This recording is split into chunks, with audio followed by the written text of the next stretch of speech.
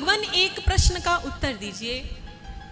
मैंने ऋषि मुनियों से सुना है कि आप साक्षात ज्ञान स्वरूप हैं, तो मेरे एक प्रश्न का उत्तर दीजिए। मुझे अपना शिष्य मानते हुए यह बताइए कि भक्ति बड़ी है या ज्ञान बड़ा है।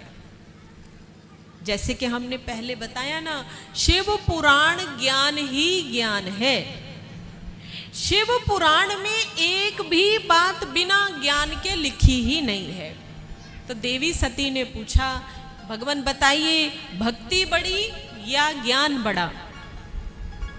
तो भगवान महादेव कहने लगे कि हे देवी, भक्ति और ज्ञान यूं तो दोनों ही समान हैं, लेकिन यदि यह पूछो कि दोनों में से बड़ा कौन, तो हम बोलेंगे बड़ी कौन है? बड़ा कौन है? भक्ति। मेरी मैया, भक्ति। क्योंकि यह आवश्यक नहीं है कि हर कोई ज्ञानी हो। हर कोई ज्ञानी हो यह आवश्यक तो नहीं। तो भगवान ने भक्ति को बड़ा कहा है। भक्ति को, जहां भक्ति खड़ी हो गई वहां आपका ज्ञान भी छोटा पड़ सकता है। ऐसी शास्त्रों में कहानियां हैं, कथाएं हैं। ध्रुव बालक मात्र कितने साल के थे? जोर से बोलिए, जोर से बोलिए। 3 साल। 3 साल का बालक क्या ज्ञानी हो सकता है? उसके किसी शास्त्र का ज्ञान हो सकता है? प्रहलाद कितने वर्ष के थे? प्रहलाद कितने वर्ष के थे? 5। लेकिन क्या हुआ? ध्रुव के सामने साक्षात नारायण प्रकट हो गए और प्रहलाद की तो न जाने किस किस से रक्षा की है भगवान ने। कैसे कैसे रक्षा की।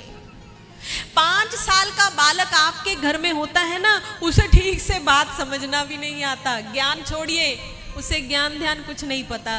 प्रहलाद भगवान को पा गए। भगवान स्तंभ फाड़ कर प्रकट हो गए, खंबा फाड़ कर प्रकट हो गए। कैसे?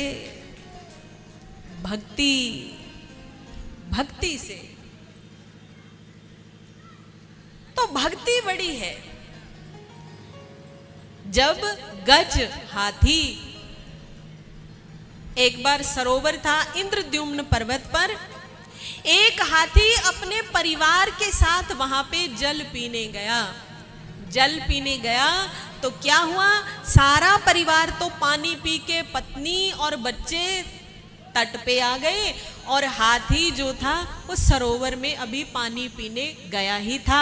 तो एक मगरमच्छ ने हाथी का पैर पकड़ लिया और उसे पानी में खींचने लगा, खींचने लगा। हाथी चिल्लाने लगा, बहुत कोशिश की, लेकिन क्या है ना, जो मगरमच्छ है ये जलचर है, जल का जीव है, और हाथी थलचर है, जमीन का, पृथ्वी का जीव है। तो भले ही हाथी धरती का जीव है, धरती में सबसे ताकतवर, जिससे शेर भी जिससे घबराते हैं, शेर बाघ जिससे घबराते हैं वो हाथी है।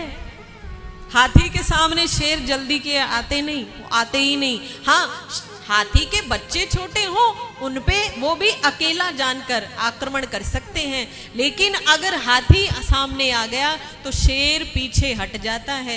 हाथी सबसे शक्तिशाली, लेकिन अगर वो जमीन पर हो, अगर पानी में है तो हाथी की कुछ नहीं चलती। मगरमच्छ ने हाथी का पैर खींच लिया, इधर से मगरमच्छ जोर लगा रहा है, उधर से हाथी। गज और ग्राह में लड़ाई, एक टसल, एक द्वंद्व शुरू हो गया। और एक समय ऐसा आया जब हाथी की ताकत जवाब देने लगी, वो हारने लगा, पानी में मगरमच्छ खींचने लगा। तो हाथी ने जो तट पर खड़े उसके पत्नी और बच्चे थे ना, सबको चिंघाड़ कर आवाज दी कि कोई मुझे बचाओ, कोई बचाओ। लेकिन कोई बचाने नहीं आया, कोई नहीं आया। और जब हार गया तो हाथी ने क्या सोचा कि अब तो हम बचेंगे ही नहीं, तो हाथी ने धीरे धीरे साहस छोड़ दिया। मगरमच्छ हाथी को पानी में खींच रहा था, खींचते खींचते बीच में ले गया। अब केवल हाथी की इतनी सी सूंड रह गई थी। अचानक हाथी को ध्यान आया कि ऊपर भगवान विष्णु नारायण है, जिसकी कोई नहीं सुनता उसकी।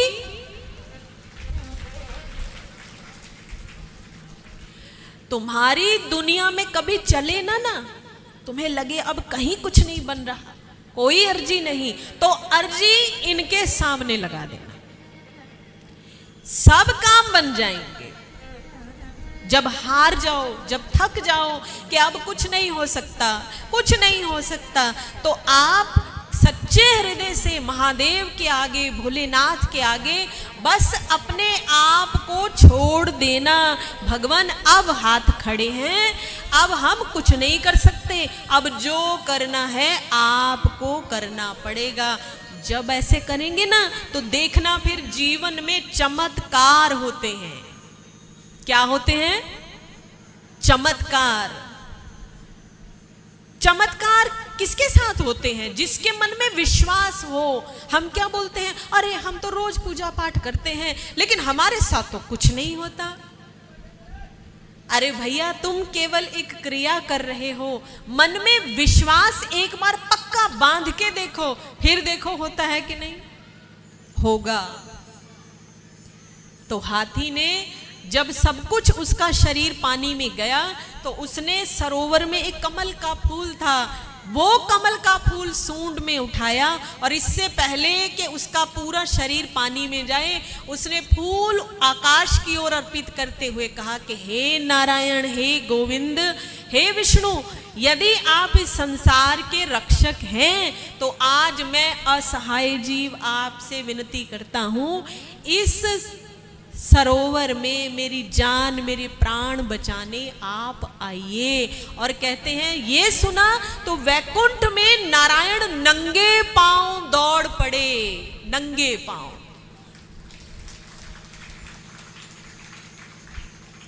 दो लोगों के लिए भगवान नंगे पैर दौड़े। किसके लिए? पहला किसके लिए? जोर से बोल दीजिए। पहला सुदामा के लिए द्वापर युग में, और सुदामा से भी पहले सतयुग में गज के लिए, हाथी के लिए। और नंगे पैर ही नहीं, वो अपने गरुड़ को भी छोड़ दिए। गरुड़ ने कहा भगवान कहाँ जा रहे हैं, रुकिए, हम पर सवार होइए। भगवान कहते टाइम नहीं है, समय ही नहीं है। जब तक तुम्हारे ऊपर सवार होऊंगा मेरा भक्त पानी में डूब जाएगा, मेरे पास टाइम नहीं है, इतना ही समय नहीं हमारे पास। जब तक तुम्हारे सवारी करेंगे तब तक भक्त डूब गया, और यदि भक्त ही डूब गया तो हम भगवान काहे के? अगर भक्त ही डूब गया तो हम भगवान काहे के हुए? तो भगवान नंगे पैर बिना गरुड़ के हाथी की रक्षा के लिए दौड़े और दूर से सुदर्शन चक्र चलाया। प्रतीक्षा नहीं हुई, दूर से चक्र चलाया और मगरमच्छ को दो फाड़, दो टुकड़ों में काट दिया। हाथी को तुरंत निकाल लिया और सरोवर पर किनारे रख दिया।